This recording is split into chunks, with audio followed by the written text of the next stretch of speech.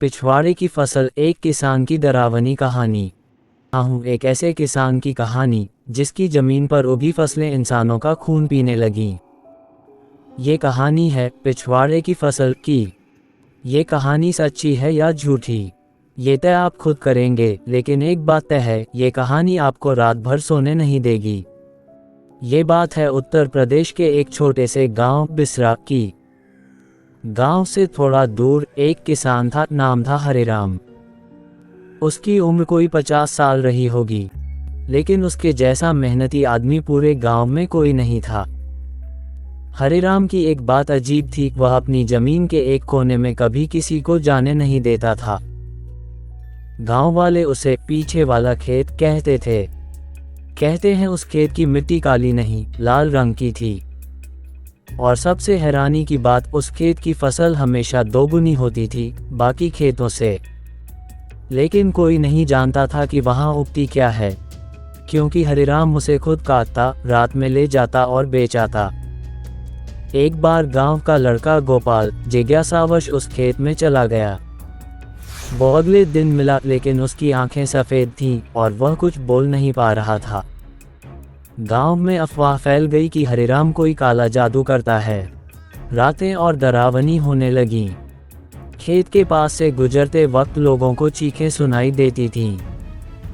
कुछ ने बताया कि वहां एक औरत सफ़ेद साड़ी में रोती मिलती है। हरिराम ने सब अफवाह कहकर टाल दिया। लेकिन एक रात उसकी बीवी कमला ने खुद देखा, घर के पिछवाड़े में एक परछाई ज़मीन से निकलती हुई उसके कमरे की ओर बढ़ रही थी। कमला ने हरिराम से कहा, इस जमीन को छोड़ दो, कुछ ठीक नहीं है। हरिराम ने गुस्से में कहा, इस जमीन ने मुझे सब कुछ दिया है। जो समझ नहीं आता उस पर शक मत करो। लेकिन फिर हुआ कुछ ऐसा जो पूरे गांव को हिला गया। एक रात हरिराम की 10 साल की बेटी गायब हो गई।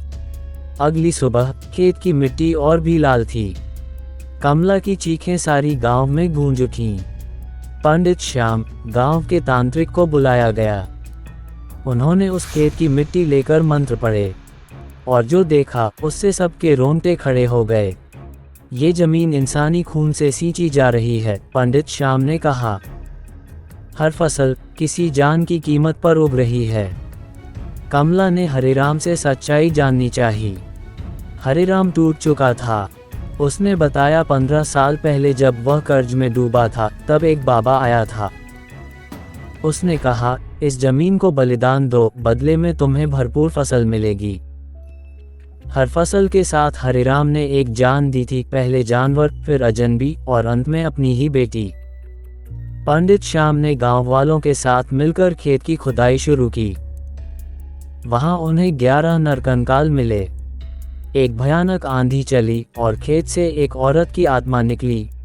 मैं उन सब की मां हूं जिनकी बलि दी गई। अब तुम्हारी बारी है हरिराम। हरिराम की चीखें गांव में गूंज उठीं। खेत की मिट्टी हरिराम को खींचती चली गई और कुछ ही मिनटों में वह जमीन के अंदर समा गया। उसके बाद उस खेत को जला दिया गया और वहां कभी कोई फसल नहीं उगी। कमला गांव छोड़ गई, लेकिन आज भी अगर आप उस खेत के पास रात को खड़े हों तो आपको चीखें सुनाई देंगी।